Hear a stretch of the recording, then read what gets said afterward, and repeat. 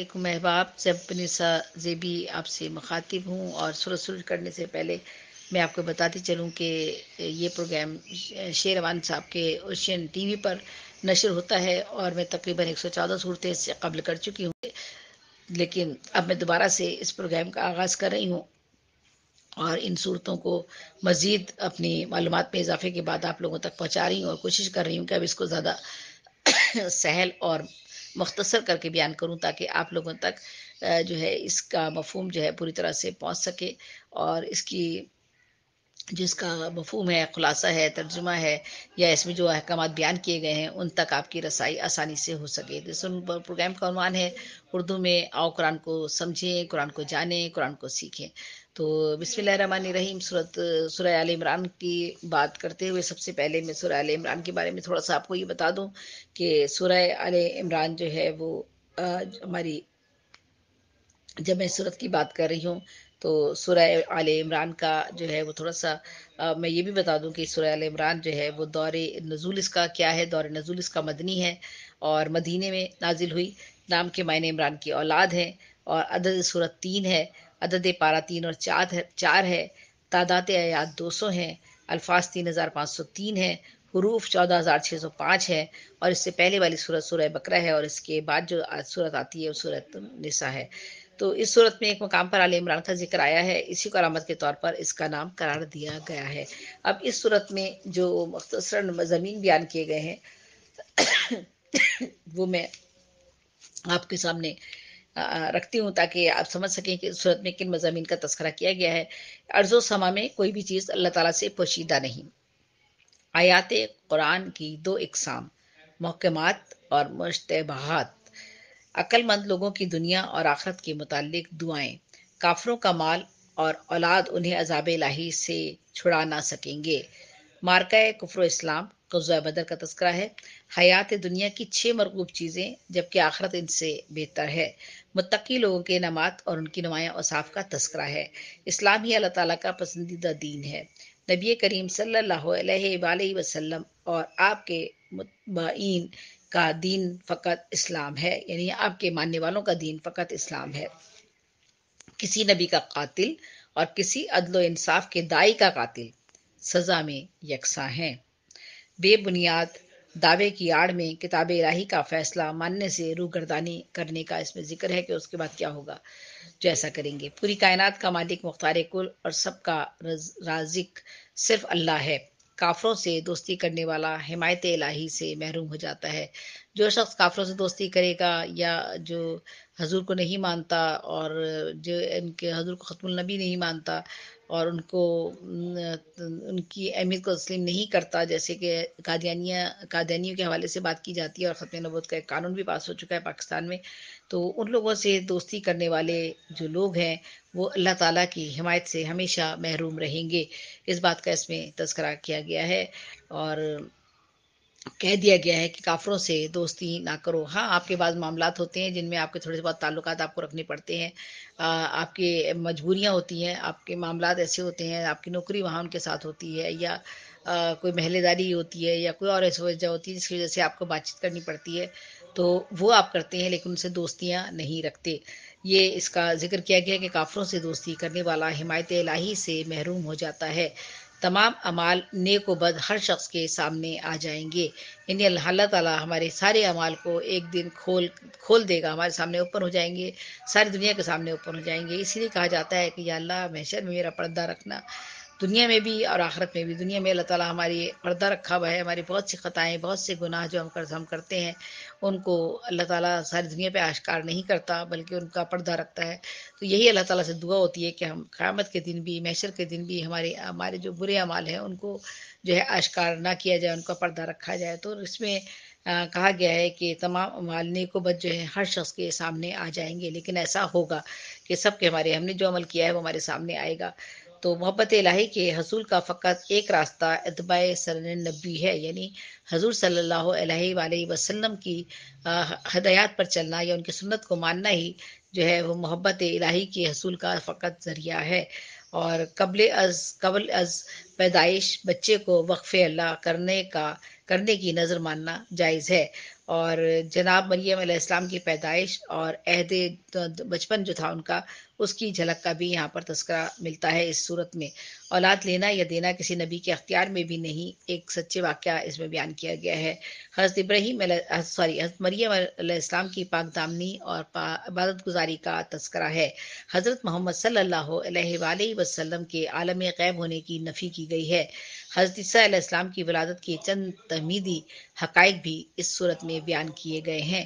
حضرت عیسیٰ علیہ السلام کے معجزات کا تذکرہ ہے اور ان کی آمد کے چند مقاصد کا بھی تذکرہ ملتا ہے۔ حضرت عیسیٰ علیہ السلام کے حامیوں اور مخالفوں پر ایک نظر ڈالی گئی ہے، یعنی ان کے بارے میں بتایا گیا ہے، اور آسمانوں پر اٹھا لینے کی پیشگی اطلاع اور مخالفین کو عذاب شدید دینے کا وعدہ۔ حضرت عیسیٰ علیہ السلام اور حضرت آدم علیہ السلام دونوں ایک لحاظ سے ہم مرتبہ ہیں۔ حضرت عیسیٰ علیہ السلام اور حضرت آدم علیہ السلام دونوں ایک لحاظ سے ہم مرتبہ ہیں۔ عیسائی مذکور و حقائق کو تسلیم نہ کریں تو مباہلہ کر لیں۔ اہل اسلام کی اہل کتاب کو دعوت اور ان کی چند مشترکہ بنیادی باتیں اس میں ملتی ہیں ہمیں۔ حضرت ابراہیم علیہ السلام روئے مذہب، حضرت ابراہیم علیہ السلام از روئے مذہب کون تھے، اس کا بھی اس میں تذکرہ کیا گیا ہے۔ اہل کتاب کی ایک خفیہ سازش، اہل کتاب کی دنیاوی اور دینی دیانت کی ایک جھلک، انبیاء کرام لوگوں کو رہائی کے بہانے انبیاء کرام لوگوں کو ربانی بنانے کے لیے کوشاں رہتے تھے۔ انبیاء کرام لوگوں کو ربانی بنانے کے لیے کوشاں رہتے تھے، اور تمام انبیاء علیہ السلام سے حضرت محمد صلی اللہ علیہ وآلہ وسلم کی آمد پر ایمان و نصرت کا وعدہ لیا گیا ہے۔ دین اسلام تمام نبیوں پر نازل شدہ احکامات کو برحق ماننے کا داعی ہے۔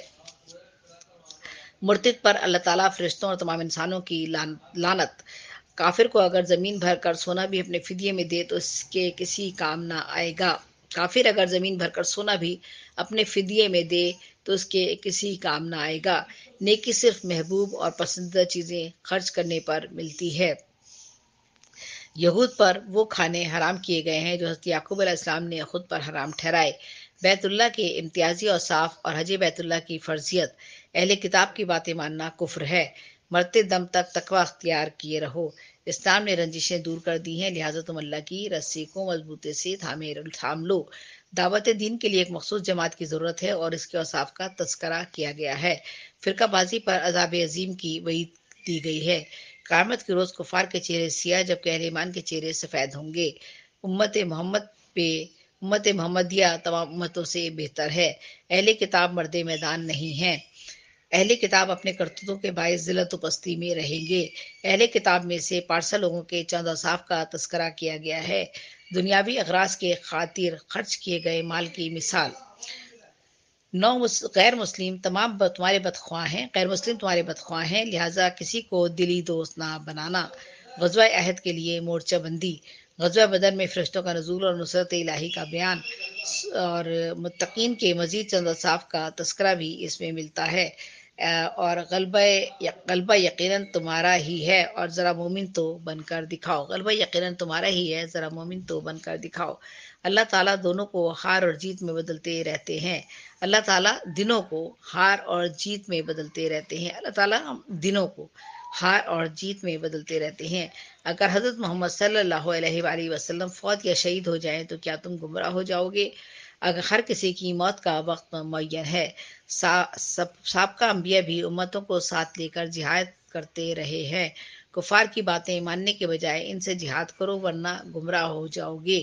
غزوہ احد میں فتح شکست سے کیوں بدلی اور کوتاہیوں کا سرسری جائزہ بھی اس صورت میں لیا گیا ہے۔ غزوہ احد کے دوسرے راؤنڈ میں اللہ تعالیٰ کی اہل ایمان پر چند آزمائشوں کا تذکرہ اس میں ملتا ہے۔ منافقین کی تقدیری فیصلوں پر ہرزہ سرائی اور ان کے مسقط جواب جو ہے اس میں موجود ہیں۔ شہادت یا طبعی موت انجام کار اللہ کے پاس جمع ہونا ہے۔ نبی کریم صلی اللہ علیہ وآلہ وسلم کی نرم مزاجی اور اللہ کے ہاں صحابہ کا مقام، اس کا اس میں تذکرہ ہے۔ سورہ آل عمران میں ہر معاملے میں مشاورت کا حکم دیا گیا ہے۔ اللہ تعالیٰ کی مدد کے سوا کسی کی مدد کارگر نہیں ہو سکتی۔ خائن مال خیانت کو اٹھائے ہوئے قیامت کو آئے گا۔ خائن مال خیانت کو اٹھائے ہوئے قیامت کو آئے گا۔ نبی کریم صلی اللہ علیہ وآلہ وسلم کی بعثت اہل ایمان پر خصوصی انعام ہے۔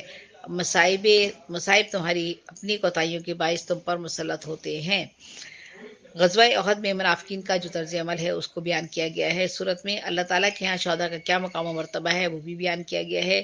غزوہ احمر الاسد میں مسلمانوں کی فتح عظیم کی بات کی گئی ہے اور اس واقعے کو بیان کیا گیا ہے۔ کافروں کو مہلت دینے کا مقصد یہ ہے کہ گناہ زیادہ کر لیں۔ بخل سے جمع کیے ہوئے مال روز قیامت گلے کا توق بن جائیں گے۔ یہود کی اللہ تعالیٰ اور انبیاء کی شان و گستاخیوں کے چند نمونے۔ جو شخص جہنم سے بچ گیا وہ حقیقی کامیاب ہے۔ یعنی اس میں ان باتوں کا تذکرہ کر رہی ہوں جو کہ سورت میں بیان کیے گئے ہیں، سورہ آل عمران میں بیان کی گئی ہیں۔ اللہ تعالیٰ جان و مال میں تمہاری آزمائش ضرور کرتا رہے گا۔ عقل مندوں کی چند خوبیاں اور کچھ التزام کا تذکرہ بھی سورہ آل عمران میں موجود ہے۔ جنت میں لے جانے والے چند محبوب ترین اعمال ہمارے کیا ہیں، ان کا بھی تذکرہ ہمیں آل عمران میں ہی ملتا ہے۔ اہل کتاب میں سے ایمانداروں کے اوصاف کا بیان بھی اسی صورت میں ملتا ہے۔ اہل ایمان کو ہم وقت جہاد کے لیے تیار رہنا چاہیے۔ یہ تمام وہ نکات ہے جو کہ سورہ آل عمران میں جو ہے وہ ان کو بتایا گیا ہے اور ان کے بارے میں تفصیل جو ہے وہ ہم جب خلاصہ کر رہے ہیں، میں اگلا پروگرام جو ہوں وہ کر رہی ہوں صورتوں کے ترجمے کے حوالے سے۔ ہر صورت کا ترجمہ جو ہے وہ میں بیان کر رہی ہوں، تو یہ آپ مزید تفصیلات جو ہیں وہ اس پروگرام میں آپ دیکھ سکیں گے۔ اور آج جو میں نے کوشش کی ہے کہ مختصر انداز میں ایک صورت میں کیا چیز بیان کی گئی ہے یا کیا کہا گیا ہے حضور کی اللہ تعالیٰ کی طرف سے، اس بارے میں آپ لوگوں تک چند نکات جو ہے ان کو پیش کر سکوں۔ تو جیسا کہ آپ کو پتہ ہے کہ اس سورہ میں اللہ تبارک تعالیٰ نے مسلمانوں کو اپنی ان کمزوری کی اصلاح پر بھی متوجہ کیا ہے جن کا ظہور جنگ احد کے سلسلے میں ہوا تھا، اور انہیں یقین دلایا ہے کہ دین حق پر ثابت قدم رہے تو ان کے لیے کامیابی کی راہیں کھلی ہوئی ہیں۔ اور آل عمران سے مراد علی ابن ابی طالب ہیں، اور زمانہ نزول اور اجزائے مضامین کے بارے میں جو ہے وہ کہا جاتا ہے کہ اس میں 4 تقریریں شامل ہیں۔ پہلی تقریر کا آغاز سورت سے چوتھے رکوع سے اور چوتھے رکوع کی ابتدائی 2 آیات تک ہے۔ یعنی اس میں 4 تقریریں شامل ہیں۔ پہلی تقریر آغاز سورت میں سے چوتھے رکوع کی ابتدائی 2 آیات تک ہے اور وہ غالباً جنگ بدر کے بعد قریبی زمانے میں ہی نازل ہوئی ہے۔ دوسری تقریری آیت دوسری تقریری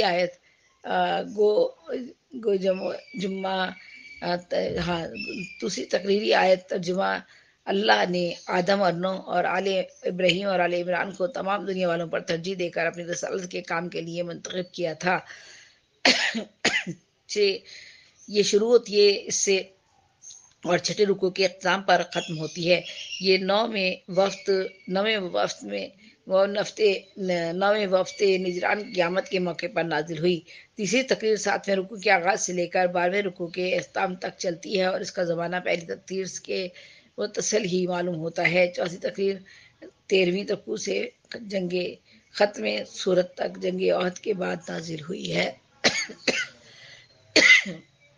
تو باقی تفصیل جو ہے وہ میں اس سے پہلے والے پروگرام میں بھی آپ کو بتا چکی ہوں، تو اس لیے بس میرا خیال ہے کہ جو میں نے اہم نکات آپ کو نکات بتائے جو اس میں مضمون بیان کیے گئے ہیں ان کے بارے میں اگر آپ جانتے ہیں تو میں سمجھتی ہوں کہ ہمیں سے کوئی بھی شخص جو ہے وہ نہ خود گستاخی کرے گا کسی بھی مذہب کی اور نہ دوسروں کو کرنے کی توفیق عطا فرمائے گا یا ان کو کرنے کا جو ہے انہیں حوصلہ پیدا کرے گا۔ ایسے لوگوں کا حوصلہ توڑنا اور جو حضور کی شان میں گستاخی کرے یا حضور پر ایمان لائیں یا اللہ کے حوالے سے بات کرے تو ان کے لیے ایسے الفاظ استعمال کریں جو کہ ان کی شان نہیں ہے، تو ان کو جو ہے اس صورت میں ان سب کے بارے میں تذکرہ کیا گیا ہے۔ تو یہاں میں اس صورت کا اختتام کرتی ہوں اور آخر میں شیروان صاحب کا بہت بہت شکریہ۔ اوشین نیوز پر آج میں نے سورہ آل عمران کے حوالے سے بات کی ہے، اور اگر کہیں کوئی خامی کوتاہی یا کوئی کمی رہ گئی ہو یا کوئی ایسی چیز رہ گئی ہو جو اس میں جو ہے زیادہ وضاحت طلب تھی اور میں نے نہیں کی تو اس کے لیے میں آپ سے معذرت طلب کرتی ہوں۔